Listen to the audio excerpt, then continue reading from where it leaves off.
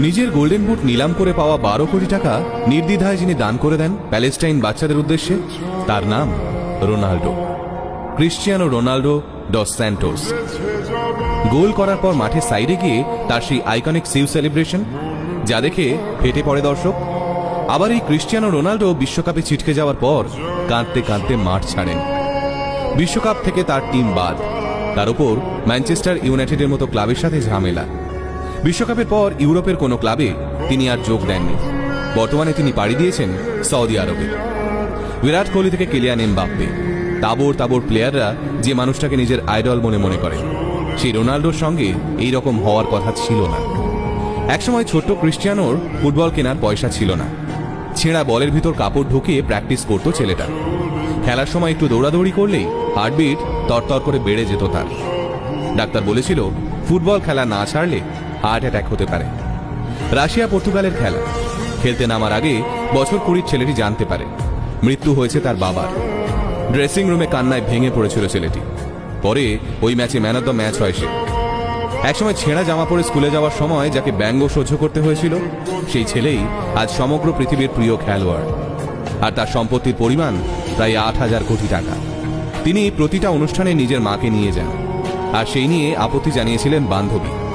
মাকে নিয়ে বান্ধবীর আপত্তি আছে শুনে তৎক্ষণাৎ নিজের বান্ধবীকেও ছেড়ে দেন তিনি। এতটাই শক্তিশালী ছিল তার শিকড়ের টান। রোনাল্ডোর জন্ম এক গরিব পরিবারে। 2 বেলা দুমুঠো ভাত জোগাড় করতে রোনাল্ডোর বাবা হিমশিম খেত। ভালো জামা কাপড় কিনে দেওয়া তো দূরের কথা, ছেঁড়া জামা পরে স্কুলে যেতে হতো তাকে। বাড়ির আর্থিক অবস্থা খারাপ, বাবা সারাদিন মাতাল হয়ে থাকে। নোংরা জামা কাপড় পরে স্কুলে গেলে কপালে জোটে শিক্ষকদের গঞ্জনা। কয়েকটা পয়সার জন্য খুব ছোট থেকেই সাফাই কর্মীর কাজ করতে থাকে রোনাল্ডো। সমস্ত গঞ্জনা, অবহেলা, বঞ্চনার বদলা তিনি তুলতেন মাঠে।